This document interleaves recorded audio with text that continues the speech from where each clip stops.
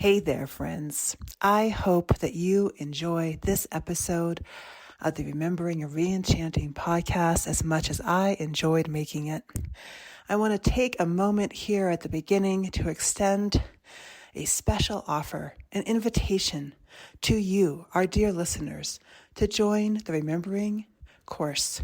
Our next start date is going to be in middle of March. This is a powerful, deeply moving, and for many people, transformational experience into the heart of colonization, climate change, family histories, ancestors, and so many other critical intersecting pieces. Just visit our website, Sequoia Samanvaya. All the information is in the link below.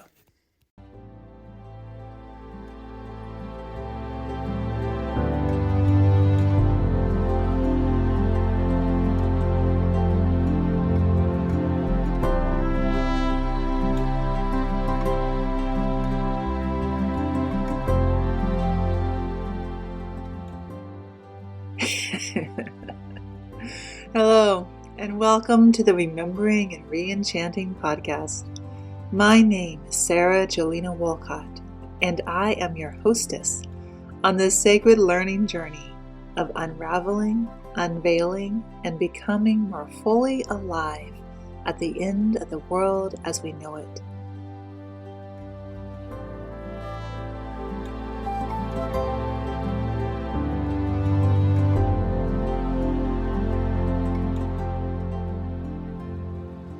In this podcast, we offer up to you, dear listener, 3 forms of episodes to support your journey of remembering and reenchanting.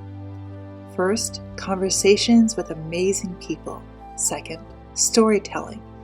And third, myth casting. This episode is in the form of storytelling. These are real life stories where I'm sharing part of my journey that led to certain insights and realizations which have significantly shaped my teaching and the work at the Sequoia Samanvaya learning community which I started. Hello, and welcome to the Remembering and Reenchanting podcast. Welcome to our first episode of our second season. We're going into the fall equinox, and we're going to spend the entirety of this first episode talking about the fall equinox and also just kind of giving a few glimmers of what lies ahead in this season. It was such a wonderful first season, so it's really exciting to be starting the second season. It feels a bit easier this time. I think I might actually be slowly getting a hang of this medium. I probably shouldn't speak too soon. I'm really excited about starting this podcast on equinox. The fall equinox, the autumnal equinox. For the past few years, I've offered a circular time workshop and ritual at the autumnal equinox. This year, the circular time offering will only be available during the turning of the year between late December and January. This is the first fall equinox that I am doing a podcast specifically on this theme, and I'll be asking some of the questions that I ask every year during our circular time work. I'm letting this seasonal moment shape what I share with you today. Therefore, what's actually happening in this podcast is I'm letting the seasonal moment shape and inform what I'm sharing with you today. I'm going to go into questions of balance, change, stability, and harvesting that's at the heart of the autumnal equinox in the Northern Hemisphere. I'm then going to consider what these questions might evoke in this moment, which is to say, September 2022, sitting where I do in the Mohican lands next to the river that runs both ways, more commonly known as the Hudson River in the Hudson Valley in New York. Now, I'm not trying to make global statements here. As I like to say, time is always local.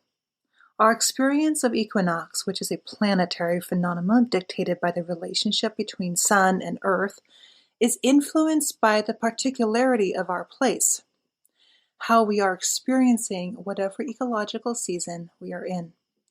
And then each of us two-legged creatures has the seasonal ebbs and flows of our communities and of our own familial and individual lives. Regardless of where you're sitting, listening, walking, doing the dishes, I hope the inquiries and wonderings and wanderings of this episode will be of use to you. And even if you are listening to this long after the fall equinox of 2022, may there be something here for you. So, let us begin with some basics, which is to say, with the ground of our ground, the ground of our being in many ways, the planet herself. Equinox is a time when day and night are equal to each other all over the world. That's an unusual and particular balance. It is the midway point between summer solstice and winter solstice. It's really only a moment in time. This year, the Earth's axis is perpendicular to the sun's rays, as the sun is directly above the equator at exactly 9:03 Eastern Standard Time on Thursday, September 22nd. After this moment, we will return to having differentiated nights and days. The length of the day in Chennai, Tamil Nadu, India, will no longer be the same as the length of the day in Hudson, New York, USA. Autumnal equinox in the Northern Hemisphere officially marks the beginning of fall. It is a time associated with change. Due to the histories of colonization, fall begins at this time everywhere, even if you live in an ecosystem that doesn't really have an autumn, which many ecosystems do not. Equinox, of course, is recognized in different ways in different cultures. It is certainly a prominent and important holiday in many old European indigenous calendars. In the Celtic calendar, it was referred to as Mabon. In that part of the world, the equinox is often associated with the fruits of the harvest available at that time: wine, gourds, pine cones, acorns, grains, corn, apples, pomegranates, vines such as ivy, and dried seeds. Symbols of horns of plenty decorate the altars. Herbs such as benzoin, ferns, grains, honeysuckle, marigold, milkweed, myrrh, passion flower, rose, sage, Solomon seal, tobacco, thistle, and vegetables. For those who like to celebrate with a gesture towards the old Celtic ways, you might want to light myrrh and sage and wear reds and browns, enjoy sapphire and yellow agates, make wine, drink wine, gather dried herbs. Scatter offerings to woods and fields and, if you can, to the apple orchards which are harvesting now. You might want to adorn burial sites with leaves and acorns and honor the elderly. It is a time to evoke the knowings of protection and prosperity, security and self-confidence, and, of course, of balance. Let's recall together another example from another part of the world, albeit one that I don't know quite as well. In the Mayan tradition in Mexico, the autumnal equinox and several days leading up to and after the events was one of the most important celebrations in the calendar. Thousands would come to the Great Pyramids and witness the afternoon sunlight bathe on the western balustrade of the El Castillo Pyramid's main stairway.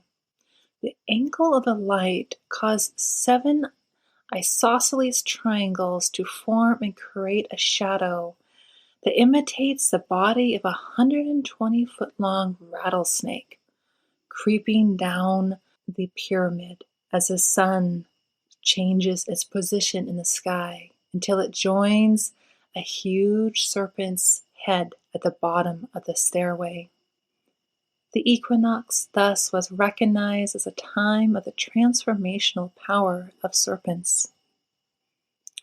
So from many different parts of the world, there is a number of symbols that you can play with. And just to be clear, when I was mentioning some of the herbs and plants above, I was mixing quote-unquote old world and new world herbs and foods. We interchange so many of these. And I think I also just want to say, for those of you who are doing particular celebrations at this time of year, I think it's worth noting and finding out which plants come from where, and what are some of their histories, and what are some of the different ethics and approaches that you might want to use when you're engaging with them. Now move into some of today's questions. Balance, change and transformation, stability, and harvesting for this season. Over the last few years that I have been deepening into my understandings of circular time, I have come to realize that most of the major celebrations of Earth's circle around the sun are themselves paradoxes. In winter solstice, for example, it is celebrated as a return to the light. There is both symbolisms of light, fires especially, and darkness.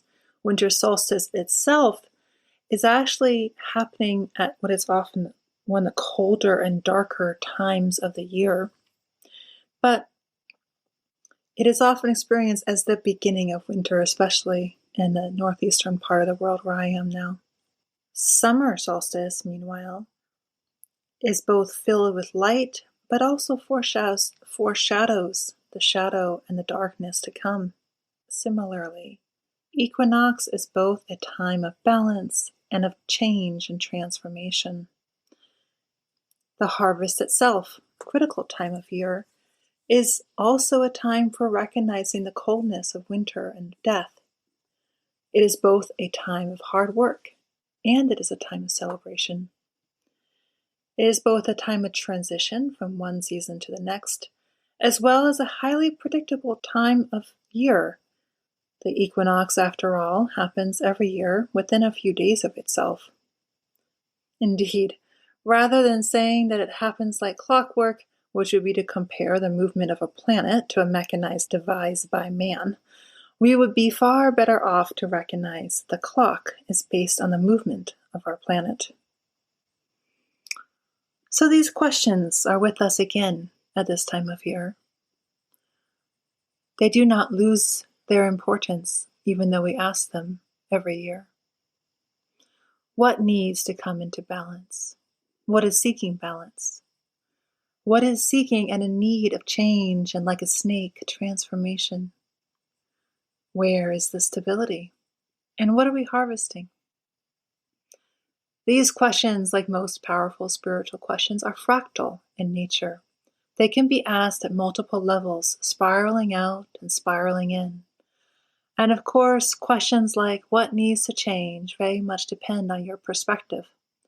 I don't just mean we have different opinions about change, which we do, but especially today, we often have very different starting points about what we consider to be stable and what we consider to be in flux and how we interpret that. A man whose stability in life arises from the dominant system is far less likely to see a need to change that system, whereas a man whose chronic instability is caused by the dominant system is much more likely to see a need to change that system. Similarly, coming into balance can often be rather imbalancing. When you have been used to hobbling for a very long time, being able to walk quote-unquote properly again can feel very much out of sorts. So, what is seeking balance now? The seasons and the orchestra of life that has come to depend on their steady rhythm. The seasons are seeking balance, but they are not finding it. The seasons have always been in balance. For as long as we remember, the seasons have been in balance, which is to say that our very memory of seasons is, by and large, a memory of balance. Not every season. There are droughts and floods. There are extremes. But they tend to be occasions, not frequencies, not quite so dependable as the current fluctuation we have now. The imbalance is so sad and so terrible. It is hard to let one's mind fully embrace it. In the little fold of hills between the mountains against which my home is built, the summer has been unseasonably dry. Summers in the Hudson Valley are usually green and lush and wet. This year the grass has been brown or totally dead, prickly to walk barefoot on. Some of the trees have died from not enough water, or blown over in a windstorm due in part because they were so dry. About 2 weeks ago, we had a good 3 days of mostly gentle rain. The ground soaked up the wetness with such eagerness. Within a week, the grass was green, the gardens mushy, and our pastoral landscape was once again vibrant. Our neighbors started mowing the lawns for the first time in nearly 3 months. "It looks like spring," my partner said, "except it's the end of summer." Droughts have made global news headlines, crowding out even the fires. My friend Reverend Retta Morgan, whom I interviewed on this podcast last season, said it is as if we, as the earth's children, are crying like babies for our mother, and she is infuriated with not being able to reach us. She thrashes desperately, trying to get our attention, to remind us that she is here, to remind us that we need to turn our attention toward her. The balance of the seasons has been broken. In this part of the world, the new balance has not arrived. Summer still turns to fall, and fall still turns to winter, but the pattern of each season has already changed. Are we taking the needed action to stop continued climate change? Definitely not by a long shot. Today, we are reaping the harvest of more than 40 years of mostly white-bodied leaders ignoring the blatant signs of by scientists, and over 500 years of ignoring what peasants, indigenous peoples, and coal miners have been telling us. Burning the remains of our collective plant and animal ancestors is bad health for the living. It is also, so far as I can tell, not so great for the dead. A positive sign, there are many, is the extent to which media rooms are covering climate change more than ever before. 10 years ago, news outlets barely had an environmental reporter. Now, most major news outlets, it is a recognized beat and often front-page news. Will this increased media attention help? Yes, it will, but it will be shaped, as so much will, by the increasing differentials of power, the balance of power, if you would, between different groups of people and their vastly different worldviews accompanied by vastly different media outlets. As you have probably noticed, political power balances have shifted in the last few months and years. Without going too much into this, there seems to be a party that feels much less like a Republican Party, which I have always respected, and more like a Trumpian party, which espouses hatred and, perhaps worse, many lies. Many parts of the Northeast, where I live, just had a local election cycle, and we are on the eve of the midterm elections, which will shape what happens in the United States in this critical juncture. Globally, the right-wing politics also seem to be on the rise, many of which pay scant attention to the cry of the poor or the cry of the earth. It can be discouraging in these times to engage nationally, and I think there is once again a call for people to engage locally and to figure out what that means for you. To ignore either the cry of the poor or the cry of the earth is hardly new.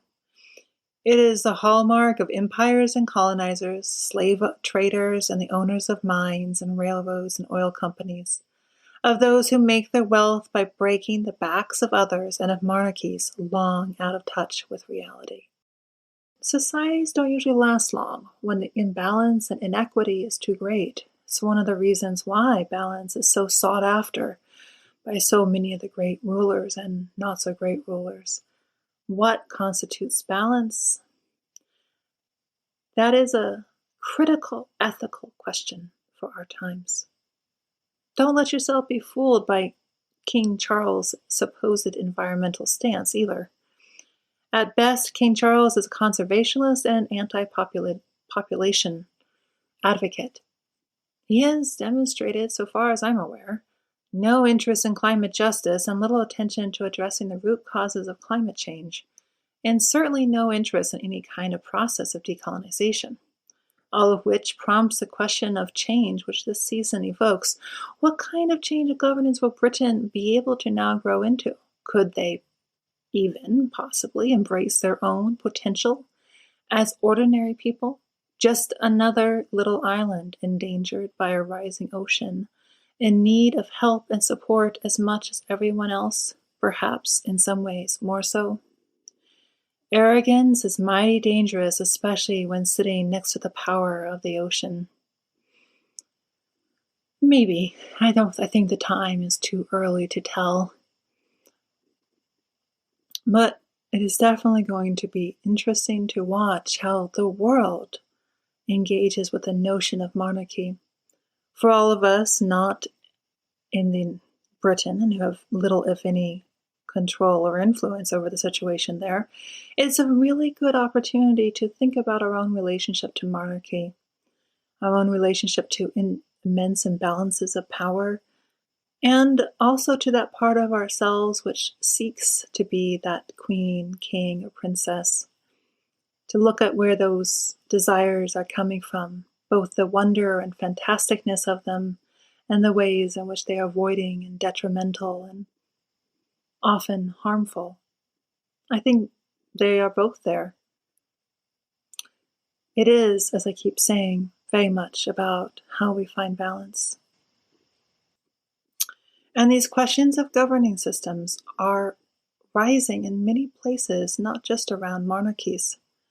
In my own conversations, in my relatively small world, which I dare say is hardly the common conversations of ordinary Americans, I am hearing more and more people seeking to learn from Indigenous peoples. Not only my fellow Americans, also Canadians and Brits, Swedes and Swiss, Australians and Indonesians. This might start with the people's ways of relating to the earth, but it often includes and dwells in economics and governance relating to ancestors and raising children, living with freedom and dignity, and critically creating different ways of living together, ways informed by the more than human world. Part of the Indigenous wisdom will be through Lila June Johnson, who will be joining us this coming year in January. We expect to be talking to some of the cutting-edge actors in regenerative agriculture here in the United States, as well as abroad. People consistently reach out to me when they want to seek different relationships with their ancestors, especially those ancestors who have done harmful or terrible things in the name of freedom or God or righteousness. American history is so full of them. It is hardly surprising that there are so many descendants, disturbed and even haunted by the wrongdoings of their ancestors. With this autumnal equinox, we tilt towards Samhain, the time of the thinning of the veil, and it is a potent moment to engage in various processes of remembering. I'll be having several offerings related to this in the upcoming weeks. And in this podcast, we're going to be going deeper into what we might call Indigenous wisdom, although I don't particularly like the term, as it has been so often misused in both the fall and the winter. More on that to come. Speaking of Indigenous wisdom, my partner, Chrissy, who herself is from the Tuscarora Nation, Beaver Clan, part of the Haudenosaunee Confederacy, and I have been teaching these last few weeks a class that we are calling What Lies Beneath. The class is designed to bring people through a window where they can peer into the cosmovision of the Haudenosaunee Confederacy. It is a constellation utterly unlike the Western cosmovisions I grew up with. And yet it is to this confederacy that we owe our structures of our democracy. My ancestors took the structures without deepening into the cosmovision. Hopefully later in this podcast, Christine and I will discuss together some of the insights we've gained.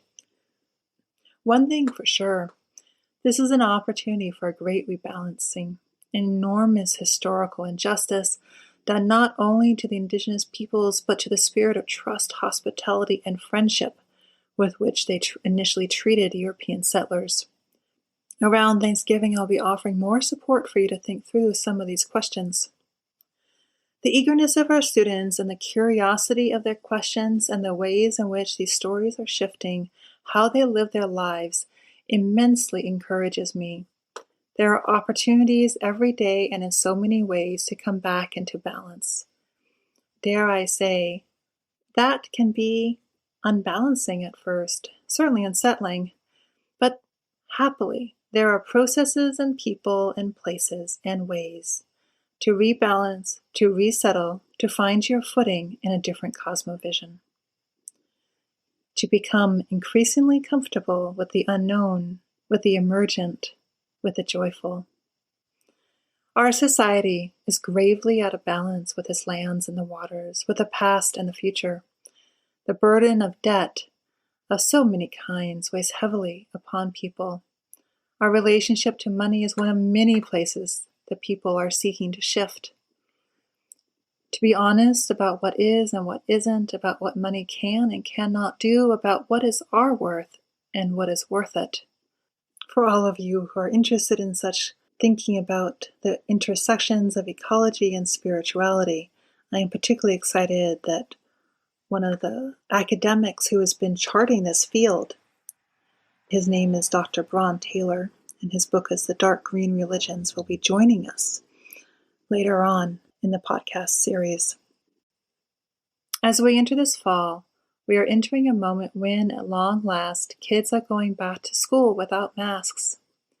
What does it mean to balance the new socialness that we are experiencing alongside our need for rest? And as we go into winter, giving ourselves time for rest and rejuvenation becomes increasingly important. We will be looking at rituals which can help with the different changes of the seasons. We will be talking with some Indigenous women on the cutting edge of shifting governing systems. I have recently very much been enjoying a little book on darkness, a meditation on the Black Madonna titled Waking Up to the Dark. It is a fabulous read for this season as the days grow shorter. The author Stark illuminates the hour of the wolf, the time between roughly midnight and 2 a.m., maybe 3 a.m., sometimes known as the hour of God. If you are one of those people who wakes up regularly in the middle of the night, I hope you don't think you should do otherwise. The notion that humans naturally sleep for 8 hours at night is based on a society that lives with an excessive amount of light. Studies increasingly show that it is quite normal to wake up in the middle of the night. I find that time of night without lights and not necessarily asleep can help me connect with my body than I do in the daylight. I experience my senses differently at night. Sounds and sights, smells and touch shift. A different kind of presence becomes possible. And in a world with quite possibly too many distractions, so many demands of our attention, and for many of us far too much time in our heads, the quiet of the night might be just the rebalancing we need. So if you can restrain yourself from turning on the lights, especially the lights of cell phones and digital gadgets, I hope you find many wonders in the darkness that is coming. Well, that feels like enough on the subject of balance and change this autumnal equinox. I hope you will join us soon for our next episode of the Remembering and ReEnchanting podcast.